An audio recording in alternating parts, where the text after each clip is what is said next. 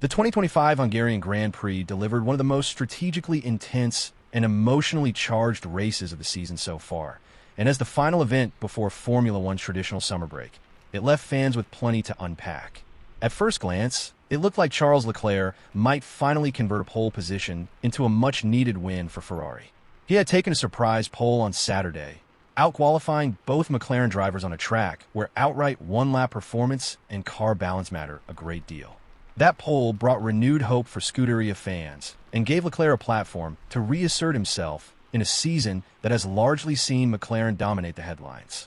As the lights went out on Sunday for the 70-lap race around the twisty Hungaroring, Leclerc launched cleanly and held his lead into Turn 1, starting to stretch the gap to Oscar Piastri, who slotted in behind him. Early on, Ferrari looked composed. Their two-stop plan seemed to be unfolding as expected. Leclerc appeared to be controlling the race, even as Piastri attempted to undercut him during the first pit window. But what initially seemed like a conventional strategy race soon began to morph into a multi-layered contest shaped by tire wear, pit timing, and bold decisions from McLaren. Leclerc's lead held through the first stops, but the second half of the race flipped the entire order. As both Leclerc and Piastri committed to two-stop strategies, McLaren took a bold gamble with Lando Norris by leaving him out longer and pivoting to a one-stop plan. It was a decision born from race intelligence, driver feedback, and real-time adaptation. Traits McLaren have honed to perfection this season, and it paid off. Norris, who had dropped back at the start, clawed his way back into contention. As Leclerc's tires began to fade in the final stint, Piastri surged forward in pursuit of his teammate, setting up a dramatic intra-team battle for the win. With just a handful of laps to go, Piastri was closing rapidly, cutting the gap lap by lap. The Australian looked faster, fresher, and determined to take his sixth win of the year. But Norris held firm. He defended cleanly, with both drivers demonstrating mutual respect and high-caliber racecraft. Piastri attempted a late move on lap 69, locking up and nearly hitting Norris, but backed out at the last second. In the end, he couldn't find a way past. Norris crossed the line 0.698 seconds ahead to take his fifth win of the season, slicing Piastri's lead in the Drivers' Championship down to just 9 points heading into the break.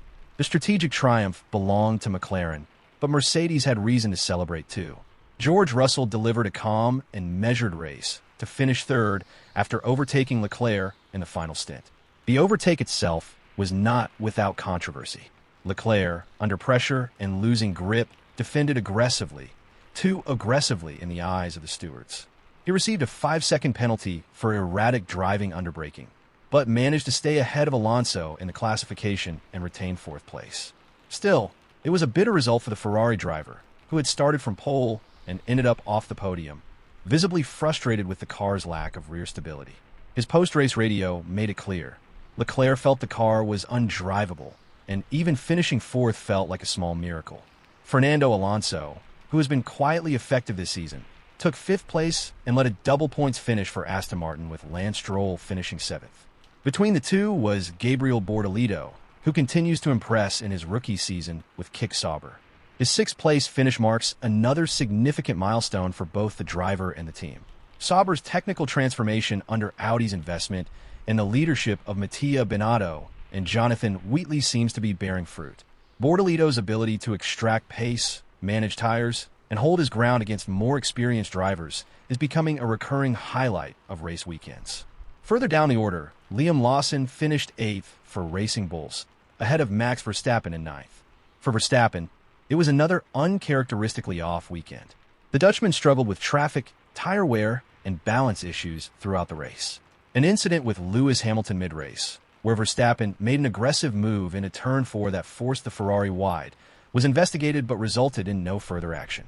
Still, Verstappen's frustration was evident on the radio as he questioned Red Bull's strategic calls and openly stated that their one-stop plan had been a terrible idea.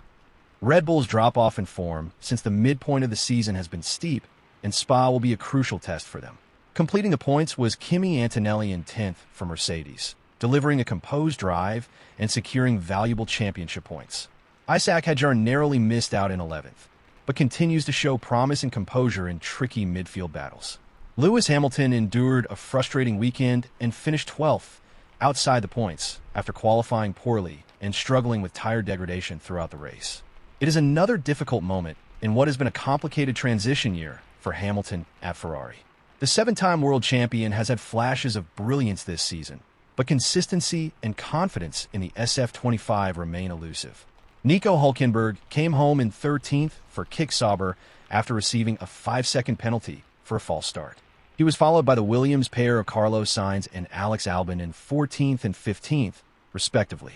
For Sainz, it was a muted performance, and Albon never quite had the pace to challenge for points. Esteban Ocon was 16th for Haas, while Yuki Tsunoda had another underwhelming race, finishing 17th after starting from the pit lane due to power unit changes under Parc Fermé. The two Alpine cars once again brought up the rear. Franco Colapinto and Pierre Gasly finished 18th and 19th, respectively, with Gasly receiving a 10-second penalty for a collision with Sainz. It was a tough end to the first half of the season for a team desperately searching for answers. Ollie Behrman was the only retiree from the race after reporting a loss of grip and damage to his Haas car, cutting short would have been a relatively solid weekend for the British rookie. Before the race had even started, there were signs that the Hungarian Grand Prix might throw a curveball or two. Rain fell earlier on Sunday, but by the time the formation lap began, the track was dry and conditions had shifted to cool and breezy. Most of the grid opted for medium tires to start the race, but a few took a gamble. Sainz, Hülkenberg, and Albon on softs, and Hamilton and Gasly on the hard compound. The mix of starting compounds hinted at diverging strategies from the outset. As the race progressed, the Hungaroring's notorious difficulty in overtaking created pockets of traffic and forced teams into unconventional plans. Leclerc's early lead faded as his tires deteriorated, while Norris and McLaren read the situation with clarity and made the race-winning call. Verstappen's early stop on hards was a bid to undercut Alonso and Bortolito, but the move failed to deliver due to track position and dirty air. Meanwhile, Piastri's decision to follow Leclerc into the second round of stops opened the door for Norris to inherit the lead, and from there it became a straight fight between teammates. One managing tires, the other hunting down a gap that just wasn't quite small enough. There was also an interesting dynamic playing out in the middle of the field. Alonso held off younger drivers for long stretches of the race, using all his experience to manage pace and pit timing. Bortolito, on the other hand, continued to build a case for himself as a long-term fixture in Formula One. Every time he is in the cockpit, he looks more assured, and his understanding of how to manage traffic, tires, and timing looks years ahead of his actual experience. Elsewhere, Tsunoda's pit lane start did little to rescue his weekend, and Red Bull's decision to change both the power unit and brake cooling configuration under Parc Fermé seemed to offer no tangible gains. The race also threw up several notable storylines that could have big implications for the championship. Piastri's narrow miss meant that his points lead shrinks just before the summer break, adding even more tension to what has already been a close and thrilling title fight between him and Norris. McLaren now finds itself with a good problem to have, two drivers capable of winning races and challenging for the championship. How the team manages that rivalry in the second half of the season will be one of the defining narratives of 2025. On the other hand, Ferrari's internal questions continue to mount. Leclerc has been vocal about his discomfort with the car's rear stability and strategic decisions, and Hamilton is yet to find a consistent groove. Mercedes, by contrast, look more cohesive. Russell is regularly maximizing opportunities, and Antonelli continues to improve steadily, showing glimpses of why Mercedes placed so much faith in him. Red Bull, the dominant force of recent years, now appears to be in recovery mode. Verstappen is still competitive, but the car lacks the edge it once had. The second half of the season will be crucial not only for the championship, but for setting the tone ahead of the 2026 regulation changes. The 2025 Hungarian Grand Prix may not have featured a pile-up or a safety car, but it had tension, narrative, and championship significance in spades. It was a race that rewarded patience, punished misjudgment, and once again showcased the fine margins that define modern Formula One. As the drivers now take their summer break, fans are left with plenty to reflect on. The battle between Norris and Piastri is alive and well. McLaren's strategic sharpness is a benchmark. Ferrari has much to resolve.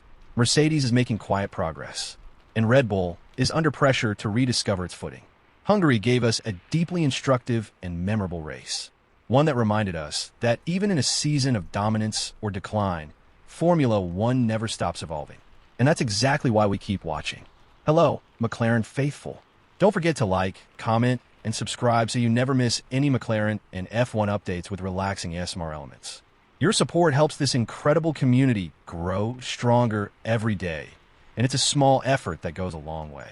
Even if you can't contribute in other ways, it's completely free to subscribe, like, and turn on notifications to keep the conversation going and share our passion for McLaren and F1. Your support helps keep the community thriving. Thank you for being part of McLaren Faithful.